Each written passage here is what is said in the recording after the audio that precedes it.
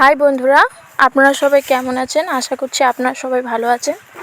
তো আজ আমার জামাইবাবুর গ্যারেজে বিসর্জন হবে বিশ্বকর্মা ঠাকুরের। তার জন্য আমরা যাচ্ছি, আমি, আমার বোনচি, আমার বোনপো তিনজনে।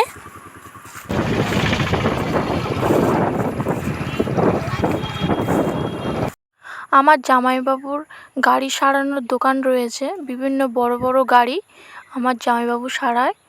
তো আমার দিদি জামাইবাবু আগে চলে গিয়েছে, তো আমরা যাচ্ছি, বোনপো আমাদেরকে নিতে এসছে। তো এখন ঘড়িতে বাজে 8টা।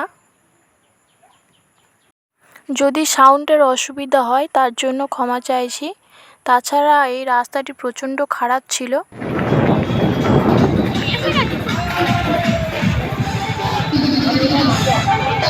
তো দোকানে চলে এসেছি।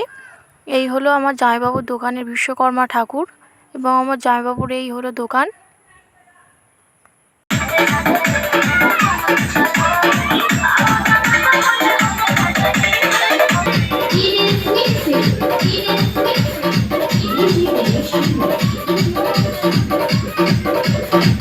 জামাইবাবুর দোকানের বিভিন্ন রকমের মেশিন, এইসব মেশিনের সাহায্যে বড় বড় গাড়ি সারানো হয়।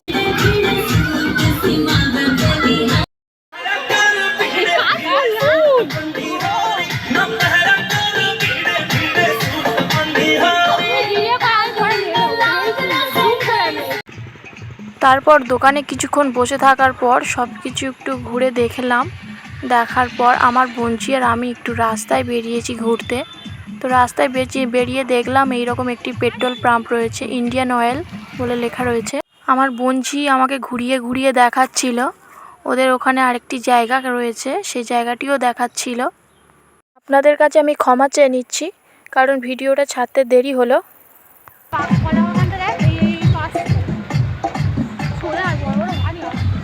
একটু ঘোরার পরে দোকানে ফিরে এসে দেখলাম দাদারা এদিকে ডান্স করছে বিসর্জনের। বোনঝি আর আমি দুজনে চলে গেলাম ফল কাটতে। আমার বোনঝি এইভাবে ফল কাটছিল।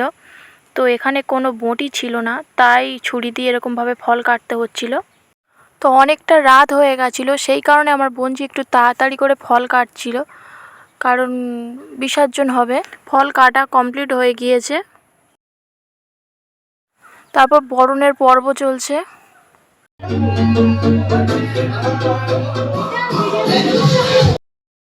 তো এখানে আমার দিদি এবং কয়েকজন কাকিমা বৌদিরা বরণ করছিলেন। এদেরকে আমার জামাইবাবু নিমন্ত্রণ করেছিলেন, তাই এনারা এসছেন।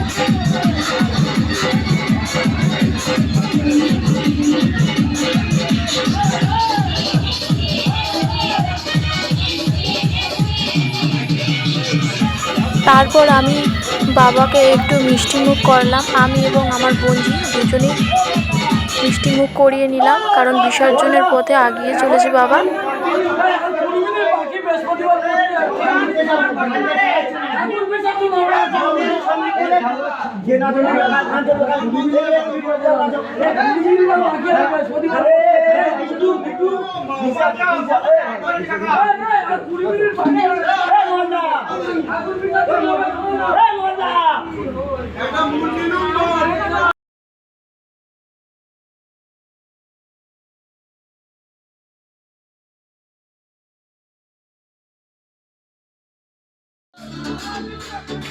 বরণের পরে জামাইবাবু বাবাকে তুলে নিয়েছে, বিসর্জনের পথে আগিয়ে নিয়ে যাচ্ছে।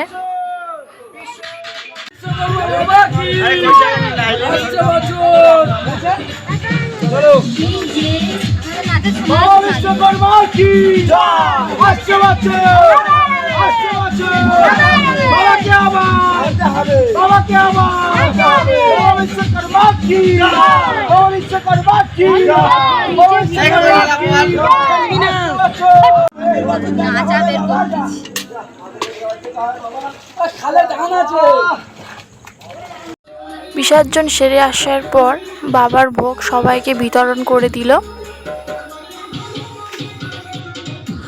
সব কিছু শেষ হওয়ার পর আমরা বাড়িতে ফিরলাম। তো তখন অনেক রাত হয়ে গেছিলো, প্রায় 1টা বাজে। তো আপনাদের ভিডিওটা কেমন লাগলো অবশ্যই কমেন্টে জানাবেন। আমার চ্যানেলটিকে সাবস্ক্রাইব করবেন। আজকের মতো এই পর্যন্ত, টাটা।